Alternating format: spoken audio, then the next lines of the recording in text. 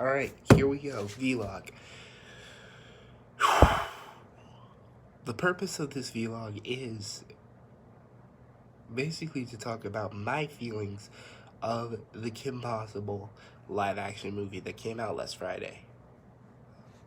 I know I've waited about a week, so the hype's probably died down, but I said that I would talk about this on the Stardust app, which if you haven't gotten, you should check out. It's a way for you to record your reactions to movies, TV shows, and trailers in in a span of a 30-second video.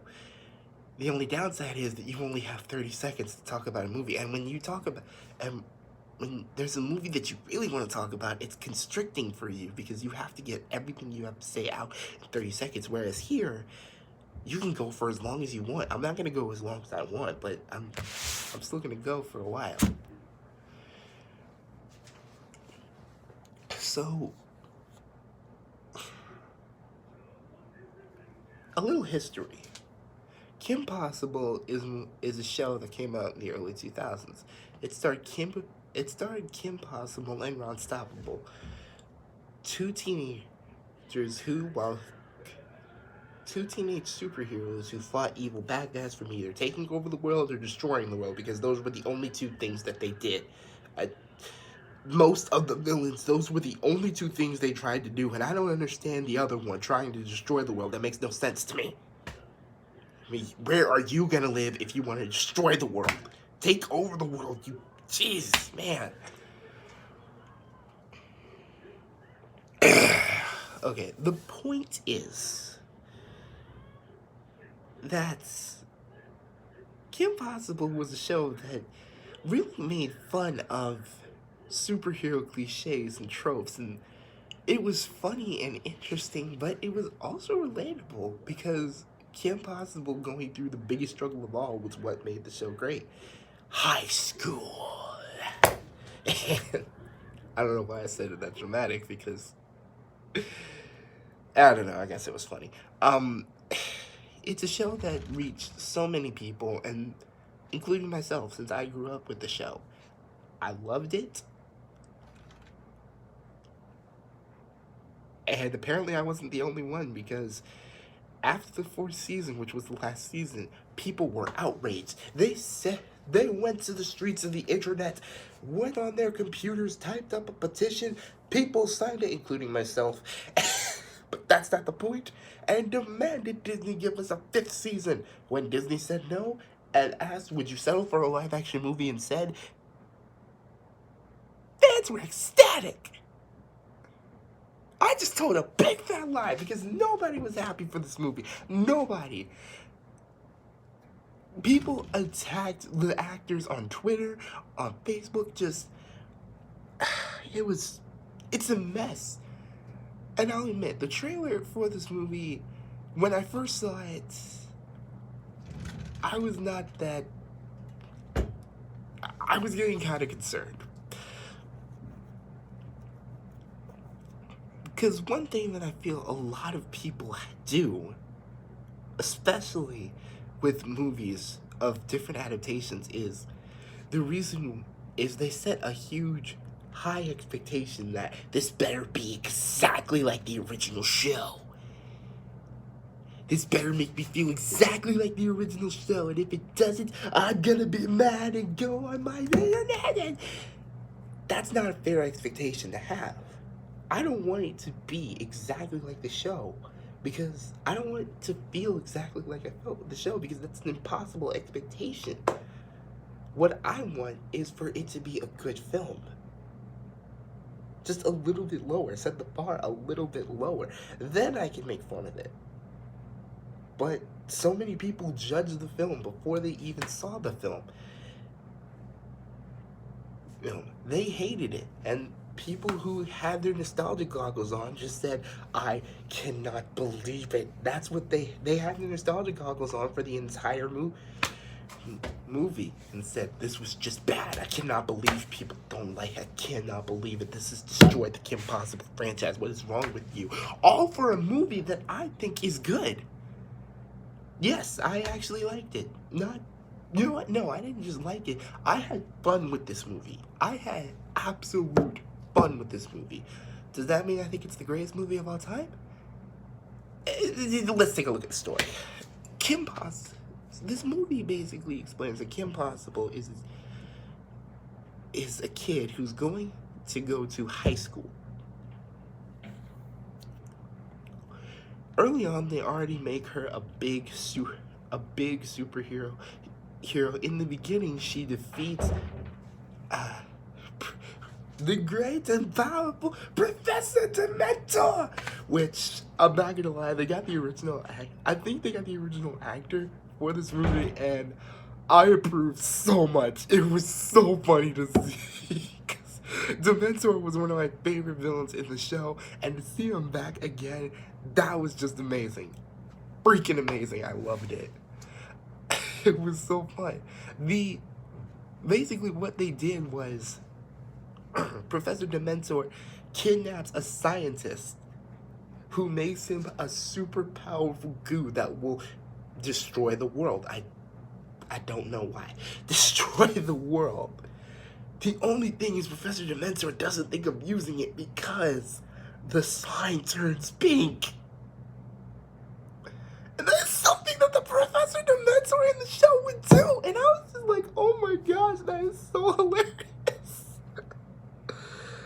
Oh my gosh. So this is our opening. This is our opening.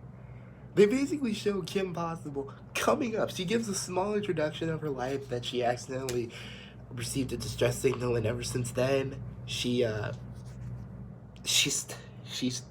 basically a superhero. Here's the thing. Here's one criticism that it's a nitpick, but throughout the entire movie, I was waiting for her to say the famous line. The famous line that made her just a hero in general. Anything is possible for a possible. That's the thing that her dad told her on her first day of kindergarten. I'm remembering a recap in the show, and I was just waiting for her to say that, like, anything is possible for a possible. But no, she never says it, and I was just like, okay, that was me putting on my nostalgia goggles, but I was just like, okay, just a minor setback, just a minor nitpick, save it for the vlog, and I'm glad I got it out, because it really wouldn't have changed the movie, and I really have no idea why I brought it up, but where was I? Yeah, I'm kidding. But anyways, so Kim Possible shows up, and Kim and Ron show up, and Kim starts fighting Henchman. Ron doesn't do much, again, like in the original show, but except Ron was a little more helpful. I'll get to it. This is my first vlog. I'll get to it. And I gotta say right now, don't expect good action in this. This action is that's my major complaint. This action is horrible. I know it's a Disney Channel movie, so I can't really expect much, but I expected something a little bit better than this. I mean, this action is so bad compared to another Disney Channel movie where they tried to do action. Wendy Wu Homecoming Warrior. Wendy Wu Homecoming Warrior compared to Kid Impossible looks like Crouching Tiger, Hidden Dragon. That's how bad this action is.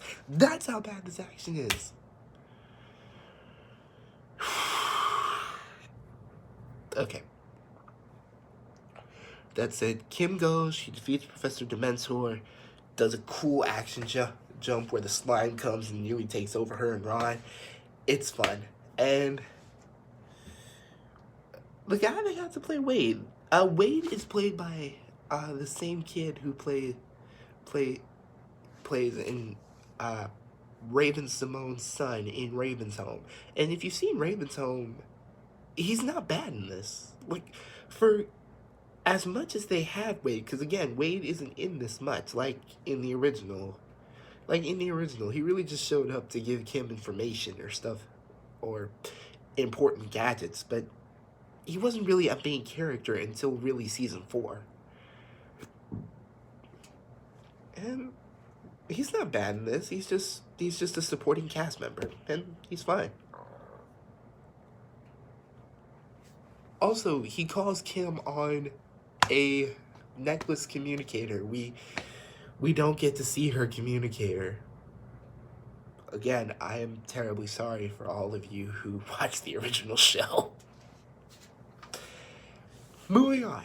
So after Kim defeats the bad guy, and it raises no media attention at all, which I'm not gonna lie, the original did too. That's another thing. People forget about the original show in some cases. From from this movie alone, one of the criticisms I heard from this movie was, so a teenage superhero goes and saves the world and she gets no media attention? Please. This is why they should have stuck to the original. She was a secret superhero. And I was like, no, she wasn't. What? Yeah, she wasn't a secret superhero. In fact, she was very public about it. She had a website, for crying out loud. That's how people were able to reach her. Kim Possible. She can do anything. Another thing that they can't say, that they don't say in the movie, but still. I'm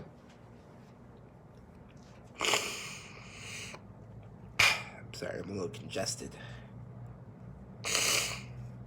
Okay, so that was a weird pause. I don't know why I had that. This is my first vlog. Give me a break. So, anyways, after they defeat the mentor, they get ready for the first day of high school. They go there, and the second they go there, they meet Bonnie, who, oh my gosh, I didn't like her at all. She was at least fun in a fun foil for Kim in the original. This one, she's just a jerk. That's all she is. She is just awful in this movie. Let me tell you how awful she is. First of all, when Kim asks her where cheerleader tryouts are, she says, "Oh, Middleton is not a cheer school." So, yeah, again, I'm just gonna lay all it. I feel like I should have a counter for how many times they don't do anything in the original show. Because Kim Possible as a cheerleader, let's not have that. There's so many fans crying right now. Somewhere, I'm pretty sure. She says that they're more of a soccer town, and Kim says, well, maybe I'll try out. Maybe you should. So Kim goes, and she has an interesting first day. Wade says that she needs to get to homeroom, and she says it's right there, but he says no, it's on the other end of the school. So she goes into an action sequence. Again, just not good. Gets her and Ron get there late, and I'm not gonna lie, this is a running gag. Every single time Kim has to go somewhere, where in the school, Wade says, it's on the other end of the school. You have to go to your first class, it's on the other end of the school. Have to go to lunch, it's on the other end of the school. Need to go to the locker room, it's on the other end of the school. Just back and forth. It's a running gag in this movie, and I don't know, it was just kind of distracting, that's all. But no, after Kim's rough first day, Ron tries to cheer her up, which I really like. It's some aspects of Ron in the original, but it's a different spin on things, because the original Ron would have tried to cheer her up by saying something that would have been worse, but here he says something that's really supportive, and it's still the good intentions. It's still Ron, don't get me wrong, but they take out some parts of his personality and instead replace it with good qualities, and I really like that. This Ron is 100%. I like him. Except his voice can be a little annoying. The original's voice can be annoying too, but not to this guy's level. It was just bad.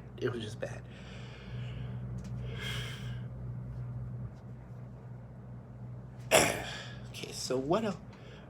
So she goes and tries out so Kim goes out and tries for the soccer team. Bonnie says, okay, here's all you have to do. You have to take this ball, throws it on the ground, and kick it into that goal, while the entire soccer team tries to stop you. I mean it. Every single player on that soccer team was there. And Kim gets through all of them and kicks the ball into the goal. So, here's the thing. Here's the thing that they could have done with Bonnie.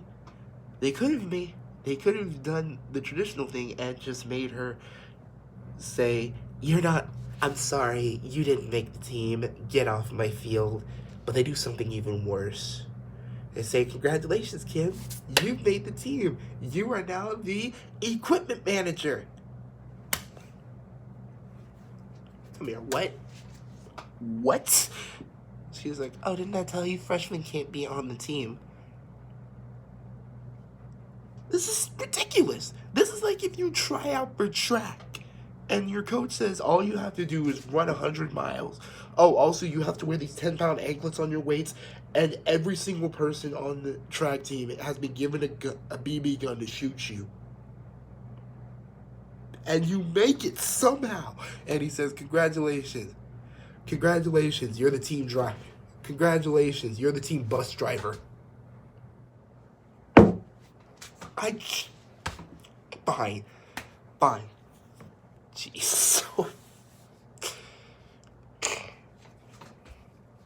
That's how they make the insult greater. So after